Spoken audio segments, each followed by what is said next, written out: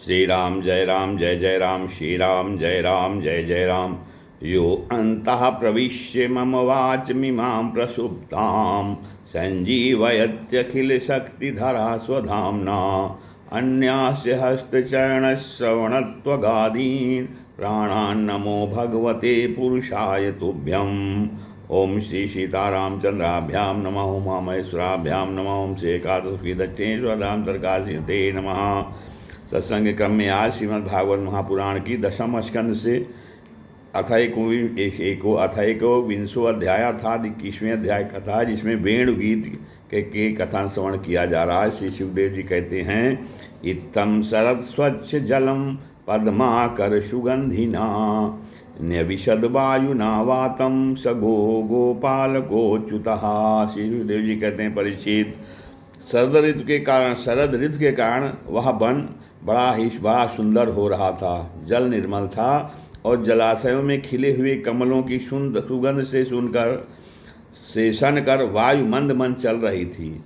भगवान श्री कृष्ण ने गौओं और ग्वाल बालों के साथ उस वन में प्रवेश किया। सुंदर सुंदर पुष्पों से परिपूर्ण हरी हरी वृक्ष पंक्तियों में मतवाले भंवरे स्थान स्थान पर गुनगुना रहे थे और तरह तरह के पक्षी झुंड के झुंड अलग अलग कलरव कर रहे थे, जिससे उस वन के सरोवर, नदियाँ, पर्वत सब के सब गूंजते रहते थे।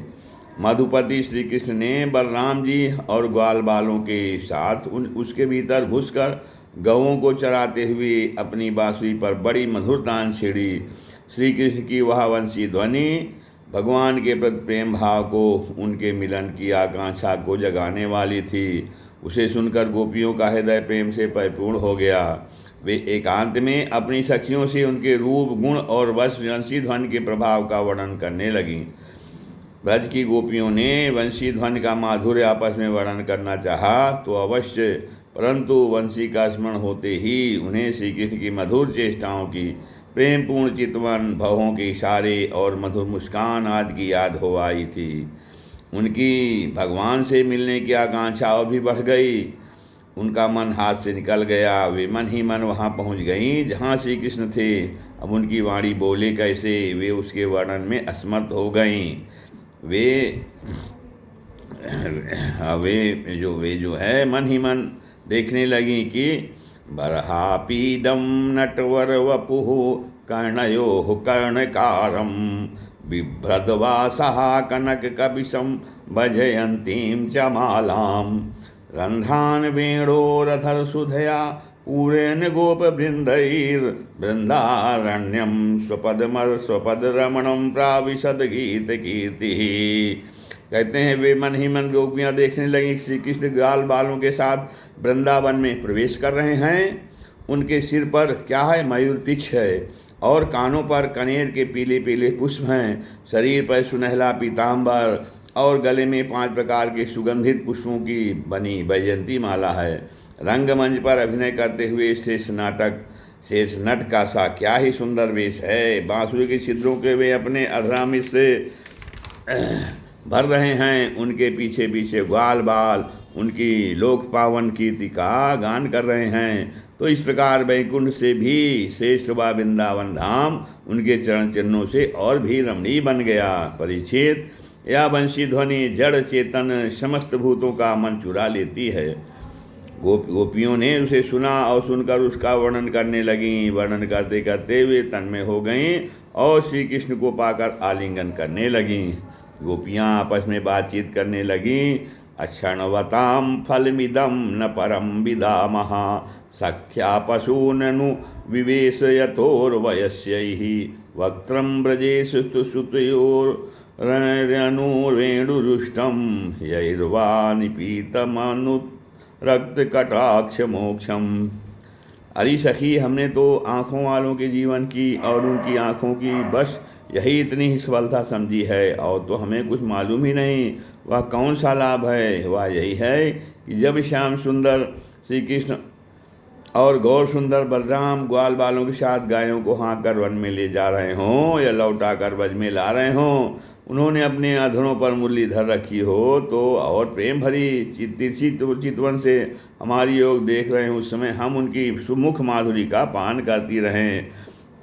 हरी सखी, जब वे आम की नई कोपलें, मोरों के पंख, फूलों के गुच्छे, रंग बिरंगे कमल और कुमुद की मालाएं धारण कर लेते हैं, श्री कृष्ण के सांवरे शरीर पर पीताम्बर और बलराम के गोरे शरीर पर नीलांबर फहराने लगता है, तब उनका वेश बड़ा ही विचित्र बन जाता है। ग्वाल बालों की गोष्ठी में वे दोनों बीचों बीच बैठ जाते हैं और मधुर संगीत की तान छेड़ देते हैं। मेरी प्यारी सखी, उस समय ऐसा जान पड़ता है मानो दो चतुर नट रंगमंच पर अभिनय कर रहे हों। मैं क्या बताऊं कि उस समय उनकी कितनी शोभा होती है। हरि गोपियों, यह वेणु पुरुष जाति का होने पर भी गोप्या किम्माचरदयं कुशलम अस्म वेणुर दामोदराधर सुधामपि गोपिकानां भुङ्क्ते स्वयं यदवशिष्टरसं ह्यदिन्यो हृष्यत्वच्चो अश्रुमुमुचुस्तर्वो यथार्हयाः।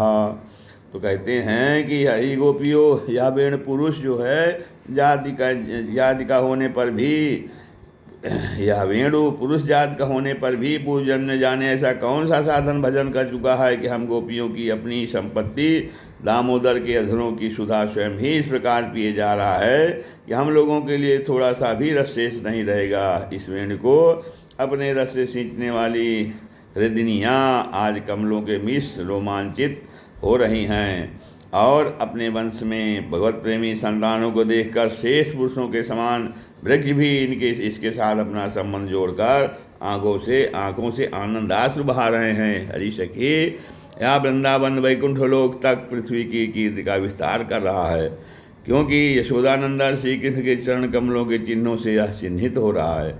सखी, जब श्री कृष्ण अपनी मुनि जन मोहिनी मुरली बजाते हैं तब मोर मत वाले होकर उसकी ताल पर नाचने लगते हैं। यह देखकर पर्वत की चोटियों पर विचरने वाले सभी पशु पक्षी चुपचाप शांत होकर खड़े रह जाते हैं। हरि सखी, जब प्राण वल्लभ श्री कृष्ण विचित्र वेश धारण करके बांसुरी बजाते हैं तब मूढ़ बुद्धि वाले ये हरिणियाँ भी बंसी की तान सुनकर अपने पति कृष्ण सारमृगों के साथ नंदनवन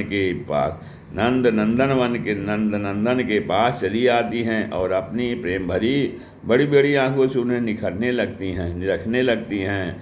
निरखती क्या हैं, अपनी कमल के समान बड़ी बड़ी आंखें श्री कृष्ण के चरणों पर निछावर कर देती हैं और श्री कृष्ण की प्रेम भरी चितवन के द्वारा किया हुआ अपना सत्कार स्वीकार करती हैं। वास्तव में उनका जीवन धन्य है। हम वृंदावन की गोपी होने पर भी इस प्रकार उन पर अपने को निछावर नहीं कर पाती। हमारे घर वाले कूढ़ने लगते हैं, कितनी विडम्बना है। हरि सखी, हरिणियों की तो बात ही क्या, स्वर्ग की देवियाँ जब युवतियों को आनंदित करने वाले सौंदर्य और शील के खजाने श्री कृष्ण को देखती हैं और बांसुरी पर उनके द्वारा गाया हुआ मधुर संगीत सुनती हैं, तब उनके चित्र विचित्र आलाप सुनकर वे अपने विमान पर ही चुपचाप अपनी शुद्ध बुद्ध खो बैठती हैं, मूर्छित हो जाती हैं। यह कैसे मालूम हुआ सखी? सुनो तो, जब उनके हृदय में श्री कृष्ण के मिलने की तीव्र आकांक्षा जग जाती है तब वे अपना धीरज खो बैठती हैं, बेहोश हो जाती हैं। उन्हें इस बात का भी पता नहीं चलता कि उनकी चोटियों में गुथे हुए फूल जो है वो पृथ्वी पर गिर रहे हैं। यहाँ तक कि उन्हें अपनी साड़ी का भी पता नहीं रहता, वह कमर से खिसककर जमीन पर गिर जाती है। गावस्य कृष्ण मुख निर्गत वेणुगीत पीयूष मुक्तभितक कर्णपुटै पिबन्त्यः सावाः स्नुतस्तन पयः कवलाः स्मृतस्थुर्गोविन्दमात्मनि दृशाश्रुकुकलाः स्पृशन्त्याः। तो कहते हैं, हरि सखी, तुम देवियों की बात क्या कह रही हो? इन गवों को नहीं देखती? जब हमारे कृष्ण प्यारे अपने मुख से बांसुरी में स्वर भरते हैं और गवें उनका मधुर संगीत सुनती हैं, तब ये दोनों अपने दोनों कानों के दोने जो है संभाल लेती हैं, खड़े कर लेती हैं और मानो उनसे अमृत पी रही हों। इस प्रकार उस संगीत का रस लेने लगती हैं। ऐसा क्यों होता है सखी? अपने नेत्रों के द्वार से श्याम सुंदर को हृदय में ले जाकर वे उन्हें वहाँ विराजमान कर देती हैं और मन ही मन उनका आलिंगन करती हैं। देखती नहीं हो, उनके नेत्रों से आनंद के आंसू छलकने लगते हैं और उनके बछड़ों की तो दशा ही निराली ही हो जाती है। यद्यपि गायों के थनों से अपने आप दूध जाता है, वे जब फिर दूध पीते पीते अचानक ही बंसी ध्वनि सुनते हैं, तब मुंह में लिया हुआ दूध का घूंट न उगल पाते हैं और न निगल पाते हैं। उनके हृदय में भी होता है भगवान का संस्पर्श और नेत्रों में छलकते होते हैं आनंद के आंसू। वे जो के त्यों ठिठ रह जाते हैं। अरे सखी, गौएं और बछड़े तो हमारी घर की वस्तु हैं, उनकी बात तो जाने ही दो। वृंदावन के पक्षियों की तुम नहीं देखती हो, उन्हें पक्षी कहना ही भूल है। सच पूछो तो उनमें से अधिकांश बड़े बड़े ऋषि मुनि हैं।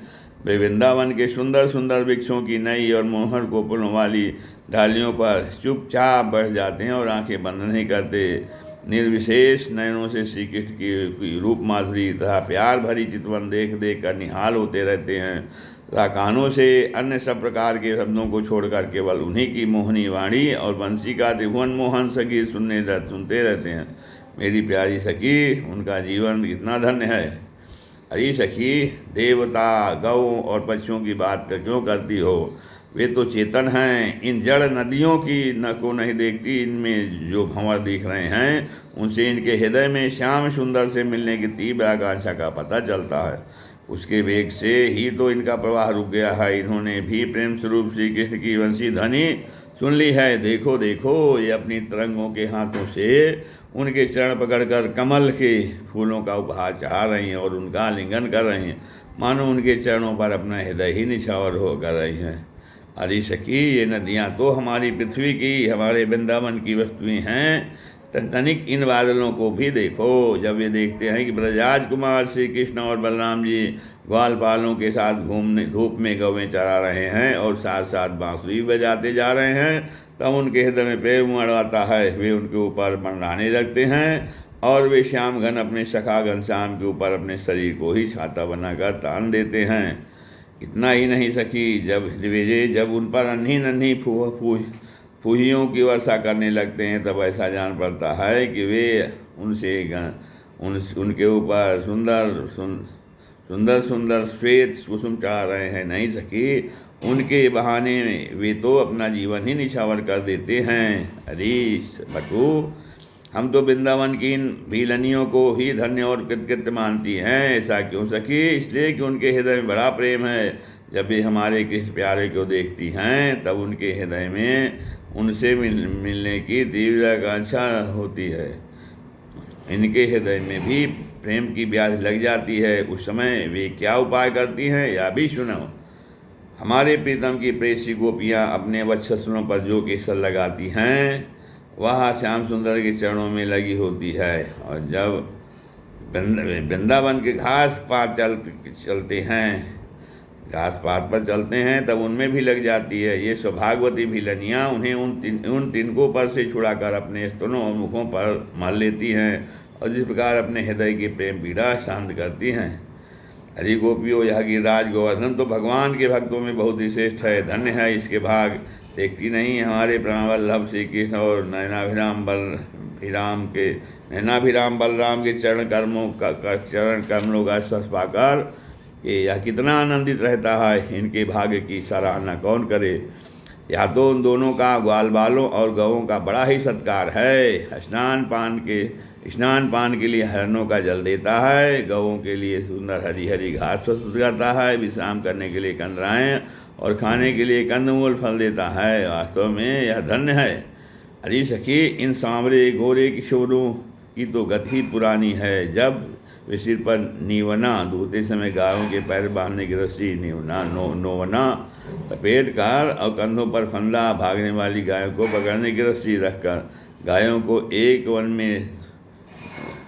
एक वन से दूसरे वन में झांक कर ले जाते हैं और साथ में ग्वाल बाल भी होते हैं और मधुर मधुर संगीत गाते हुए बांसुरी की तान छेड़ते हैं। उस समय मनुष्यों की तो बात ही क्या, अन्य शरीरधारियों में भी चलने वाले चेतन पशु पक्षी और जड़ नदियाँ तो स्थिर हो जाते हैं तथा अचल वृक्षों को भी रोमांच हो आता है। जादू भरी वंशी का और क्या चमत्कार सुना है। परिच्छेद वृंदावन बिहारी श्री कृष्ण की ऐसी एक नहीं अनेक लीलाएँ हैं। गोपियाँ प्रतिदिन आपस में उनका वर्णन करती हैं और तन्मय हो जाती हैं। भगवान की लीलाएँ उनके हृदय में स्फुरित होने लगती हैं। एवं विधा भगवतो वया बिन्दावनचारिणः वर्णयन्तो मिथो गोप्या क्रीडास्तन्मयतां ययुः। इति श्रीमद्भागवते महापुराणे पारमहंस्यां संहितायां दशमस्कन्धे पूर्वार्धे वेणुगूतं नाम एकोविंशोऽध्यायः। श्रीराम जय जय राम।